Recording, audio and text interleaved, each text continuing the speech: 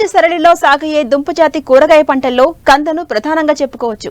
కంద ఎక్కువగా గోదావరి జిల్లాల్లోనూ, కృష్ణా, గుంటూరు, ఉమ్మడి ఖమ్మం జిల్లాలో అధికంగా సాగులో ఉంది. కొన్ని ప్రాంతాల్లో ఇప్పటికే విత్తిన కంద మొలకెత్తే దశలో ఉంది.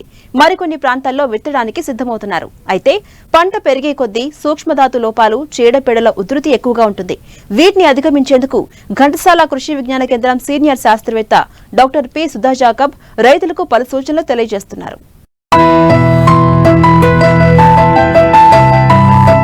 కంద విత్తిన చోట ఇప్పుడిప్పుడే మొలకలెత్తుతున్నాయి. అయితే ఈ సమయంలో నీటి తడులు సరిగా లేకపోతే మొక్కల్లో సూక్ష్మ పోషకాల లోపాలు కనిపిస్తాయి. మొలక వచ్చిన తర్వాత ప్రతి 10 రోజులకు ఒకసారి నీటి తడులను అందించాలి. సూక్ష్మధాతు లోపాలు కనిపించినప్పుడు వెంటనే తగిన పోషకాలతో వీటిని సవరించాలి. సూక్ష్మ పోషకాల యొక్క ఆవశ్యకత కూడా మనకి ఈ యొక్క కందలో ఉంటుంది. ముఖ్యంగా జింకు లోపము చాలా ప్రాంతాల్లో గమనిస్తున్నాం కనుక మనకు అవసరమైతే వీలైతే ఒక 20 కిలోల జింక్ సల్ఫేట్ని ప్రధాన పొలానికి మనం వేసుకోవాల్సిన అవసరం ఉంటుంది. తర్వాత పైపాటుగా మనకి జింక్ మొక్కల మీద కనిపించినట్టయితే లోపం దీన్ని సవరించడానికి 2 గ్రాములు జింక్ సల్ఫేటు లీటర్ నీటి కలిపి మనం పైపాటుగా పిచికారి చేయాల్సినటువంటి అవసరం ఉంటుంది. జింకే కాకుండా ఇనుము ధాతు లోపం కూడా మనం కొన్నిసార్లు గమనించవచ్చు.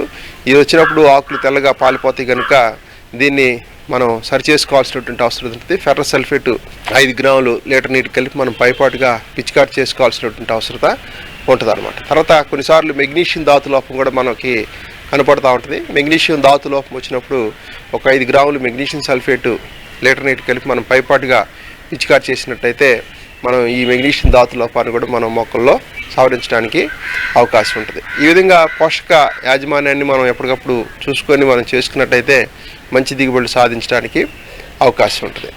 నీటి యాజమాన్యాన్ని మనం చూసుకున్నట్టయితే కంద వేసిన వెంటనే మనం నీరు పెట్టాల్సినటువంటి అవసరం ఉంటుంది. పెట్టిన తర్వాత దాదాపు ఒక 20-25 రోజులకి మొలిసిన తర్వాత దాదాపు ఒక ప్రతి 10 రోజులకి మనం నీరు పొలానికి ఇవ్వాల్సినటువంటి అవసరం ఉంటుంది. కందకు తెగుళ్ల బెడద ఎక్కువగానే ఉంటుంది. ముఖ్యంగా ఆకుమచ్చ తెగులు, కాండంకుళ్ళు తెగులు, మొజాయిక్ తెగులు ఆశిస్తూ ఉంటాయి. వాటిని గుర్తించిన వెంటనే నివారణ చర్యలను చేపట్టాలి. ముఖ్యంగా మొజాయిక్ తెగులు, వైరస్ తెగులు వస్తూ ఉంటుంది కనుక దీన్ని రాకుండా చేసుకుంటానికి రసం పీల్చే పురుగులను మనం ఎప్పటికప్పుడు నివారించుకోవాల్సిన అవసరం ఉంటుంది. తర్వాత తెగులు రానటువంటి పొలం నుంచే మనం ఈ దుంపలను సేకరించాల్సినటువంటి అవసరత ఉందన్నమాట.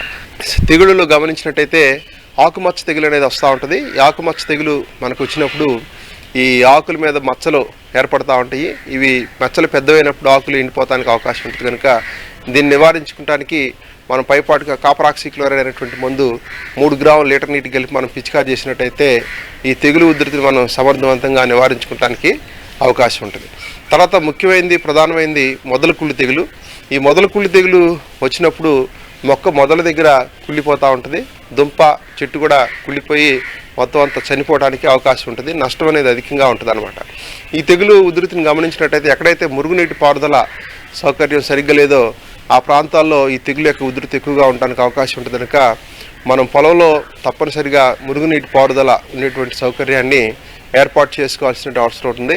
తర్వాత తెగులు యొక్క ఉధృతిని నివారించడంలో ముఖ్యంగా ఈ పంట వేసుకునేటప్పుడే తేమ ఉన్నప్పుడు ఒక 2 కిలోల ఈ ట్రైకోడర్మా విరిడిని 100 కిలోల పశువులలో కలుపుకొని మనం పొలం మీద వెదజల్లుకోవాలి. తద్వారా ఈ శిలీంధ్రం భూమిలో అభివృద్ధి చెంది ఈ భూమిలో తెగులు కలిగేసేటువంటి శిలీంధ్రాన్ని చాలా వరకు అదుపులో ఉంచడానికి అవకాశం ఉంటుంది. తర్వాత దశల్లో మనం గమనించినట్లయితే తెగులు ఉధృతిని గమనించినట్లయితే ఈ కాపర్ ఆక్సీక్లోరైడ్ అనేటువంటి మందుని 3 గ్రాములు లీటర్ నీటి కలిపి మొక్క మొదళ్ళు పూర్తిగా తడిసేటట్టు మనం పోసుకోవాల్సిన అవసరం ఉంటుంది. లేదంటే మెటలాక్సిల్ అనేటువంటి మందుని 2 గ్రాములు లీటర్ నీటి కలిపి మొక్క మొదలు తడిసేటట్టు మనం చేసుకోవాల్సినటువంటి అవసరం ఉంటుంది. ఈ విధంగా చేసినట్లయితే కూడా మా యొక్క తెగులు యొక్క ఉధృతిని కొంతవరకు మనం అదుపులో ఉంచుకోవడానికి అవకాశం ఉంటుంది. ఈ విధంగా మేలైన యాజమాన్య సస్యరక్షణ పద్ధతులు పాటిస్తే ఎకరా కంద నుండి 70 నుండి 100 పుట్ల దిగుబడి సాధించవచ్చు. కొబ్బరి, అరటి తోటల్లో అంతర పంటగా కంద సాగు ద్వారా అదనపు ఆదాయం పొందవచ్చు. మార్కెట్ ధరల హెచ్చుతగ్గులు అధికంగా ఉన్నా నష్టభయం లేని పంటగా కంద సాగు రైతుకు మంచి ఫలితాలను అందిస్తోంది.